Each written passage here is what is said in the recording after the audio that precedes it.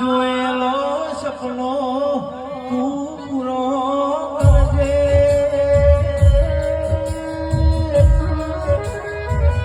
કોઈએ પોલીસમાં ફોર્મ ભર્યો છે, દોડ પૂરી કરી છે.